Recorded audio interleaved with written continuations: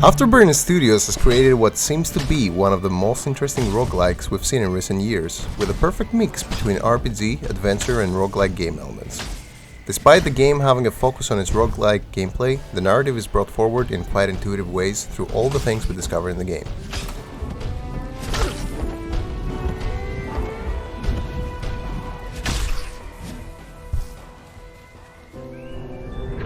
The player takes control of Cassidy and is able to explore various in and out of dream locations.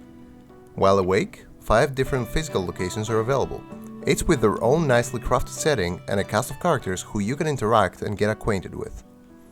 Getting closer to these characters is important as they provide bonuses during your runs in the Dreamscape. Find out what they are interested in, give them gifts, and chit-chat with them in order to progress your relationship with them. The characters in the real world are all fun to talk to, and every time you depart the location, you are left with a feeling of wanting to come back in order to get to know these characters better.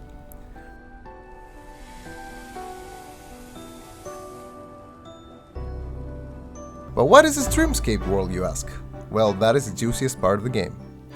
Dreamscape is basically the dream world that Cassidy visits every time she falls asleep.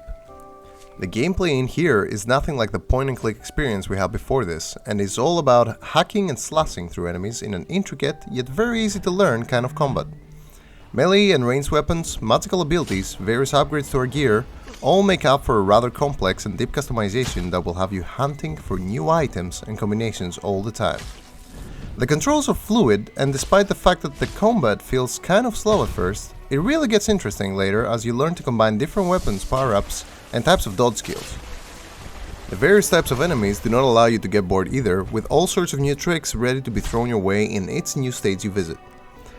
Each dream stage also features its own boss, with everyone being unique and offering a unique challenge for us to surpass.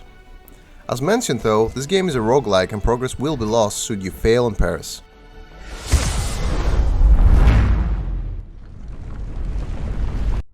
So, just like with every other roguelike, preparation and repetition is key to going farther every time. What shines the most in Dreamscape though is the narrative and the art direction of the game. Every single area in the game seems like it has been crafted with so much care in order to bring out so many feelings. Cassidy has quite the story, and the memories we find throughout our adventures help us learn all about it. Not only that, but even the dream world itself is so meticulously crafted that it visually conveys all that Cassidy goes through with depression. From the animation of her dropping into the dream world, to her moving around it, everything has a purpose and serves to have the player feel engaged with all that is going on in Dreamscape. When it comes to visuals though, other than the nicely flowing animations, the thing that is most noticeable is of course the Inception-like atmosphere that the dream world has.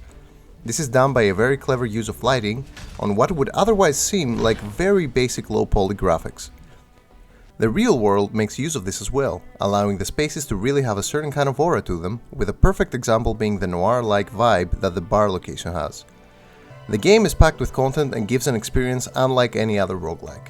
Rarely do we see a game of its kind with an actual good story, and Dreamscaper offers all of that for a very reasonable price. This is the kind of indie that we love to see. If you're the kind of person that enjoys a good marriage between gameplay and narrative, or even just the fun of roguelike games, then you should be looking into Dreamscaper.